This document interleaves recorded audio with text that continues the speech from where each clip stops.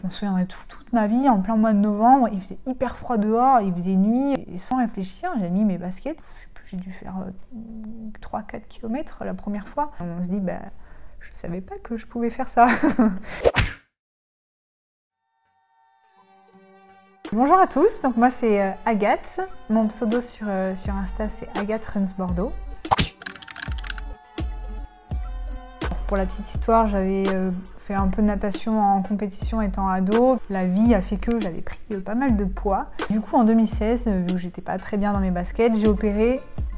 L'objectif, j'ai fait en sorte de perdre tout ce poids qui me gênait. En 3 mois, j'ai perdu entre 30 et 35 kg. J'ai pas le tarif exact.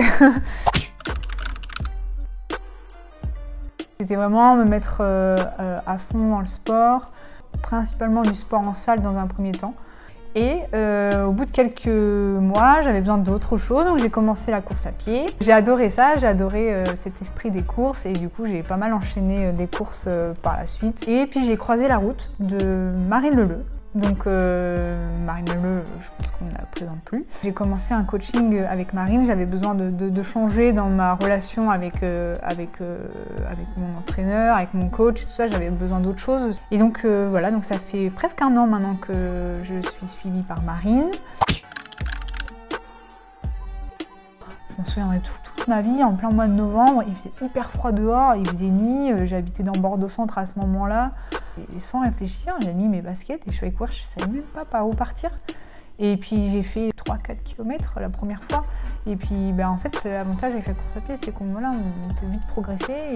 Et du coup, j'ai pas mal enchaîné des courses par la suite. J'ai fait voyager partout en France pour faire des courses. J'ai fait Disney, le Poitiers Futuroscope, Marseille-Cassis. Enfin, je suis allée un peu à droite à gauche. Et je me suis inscrite sur le marathon de La Rochelle 1 an après avoir commencé la course à pied. Bon, malheureusement, j'ai un peu fait des erreurs de débutante et du coup, je me suis blessée juste avant le marathon. J'ai quand même pris le départ, mais du coup, j'ai dû abandonner en cours de route parce que je ne pouvais plus. Je suis allée jusqu'au semi, jusqu'aux 21 km, puis j'ai abandonné. Sur un volume de 3 sorties max de course à pied par semaine en prépa de course. Et là, en ce moment, je suis à 2 sorties environ.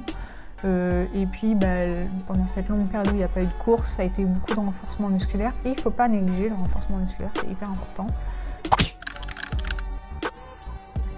J'ai pour objectif de me lancer dans le triathlon parce que du coup, avec mon passé de nageuse, le fait que j'habite pas dans Bordeaux même, mais j'habite un peu à l'extérieur de Bordeaux et il y a des très bons coins pour aller faire du vélo et tout ça, donc je me mets pas mal au vélo, donc forcément je vais me mettre au triathlon.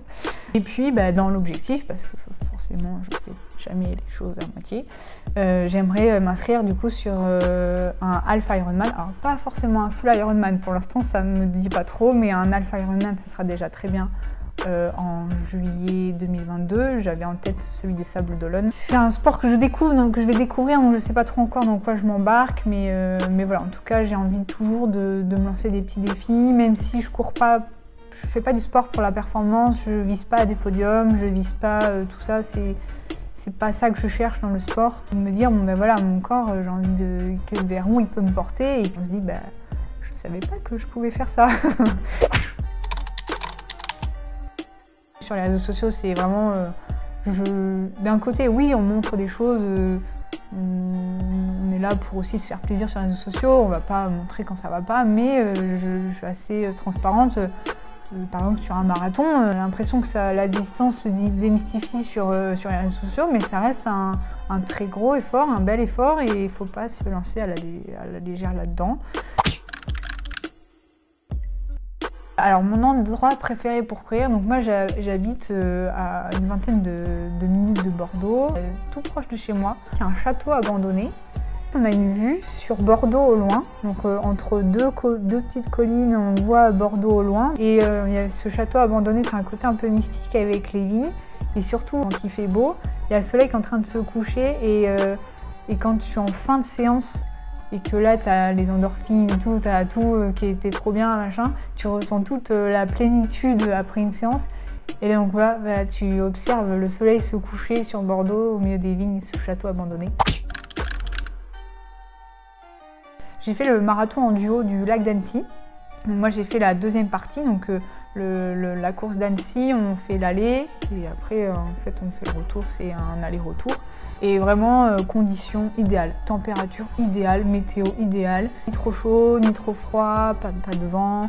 Et le cadre est magnifique, quoi. On longe le lac d'Annecy, tout ça, on revient sur Annecy.